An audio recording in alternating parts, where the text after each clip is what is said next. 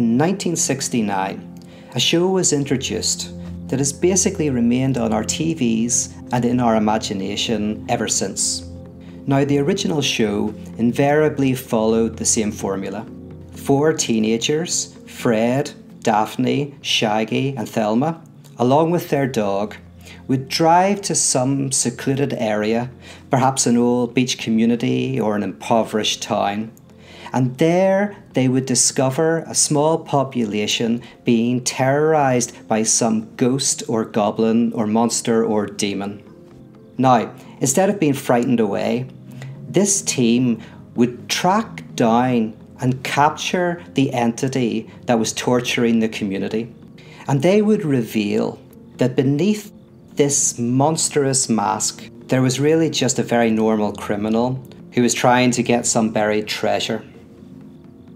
Now, in this way, this show basically mimicked a modern type of scientific skepticism, a type of modern humanism that helped children realize that beneath the weird mysteries of life, there are actually very normal processes that are going on.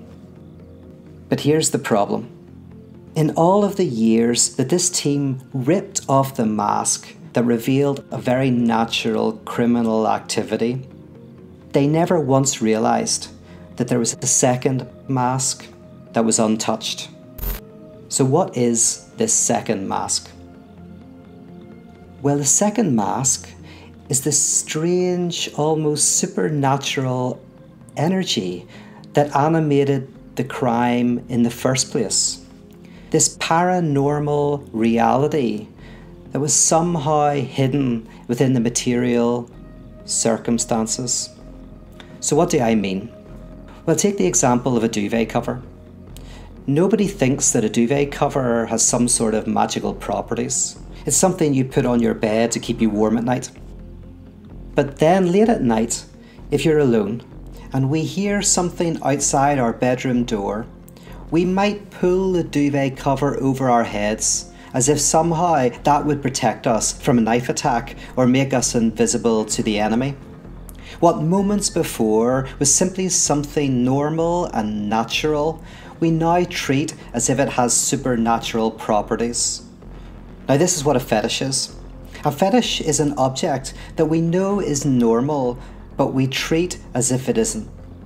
So, for example, we know that having that car won't make us whole and complete, or having all the money in the world won't somehow wipe away all our suffering. And yet, we act as if that car will make us whole and complete, as if having that money will somehow get rid of our traumas. We know that we are in a normal, secular, natural world, and yet these normal, natural things can somehow and sometimes take on religious significance for us, promising a wholeness and completeness that seems so distant and difficult to get. We see this fetish within the Scooby Doo story. The criminal who has been caught is so obsessed with getting this treasure. It's as if they think that if they could just grasp it, everything would be fixed in their life. Often the criminal is some old man, miser with no friends, living in some cave or some house far away from everyone. And somehow he thinks that if he gets this treasure, all of his suffering and all of his difficulties will be lifted. It's just treasure, but it takes on this magical, almost religious significance. So what is pyrotheology? Well, pyrotheology is a theory and a technology that is designed to rip away the second mask, to show us our fetish objects, to show us the things that we are obsessively attached to so that we can find freedom from them. If you would like to explore how to rip off that second mask and how to find freedom from this tyranny of wholeness and completeness, then welcome to Pyrotheology.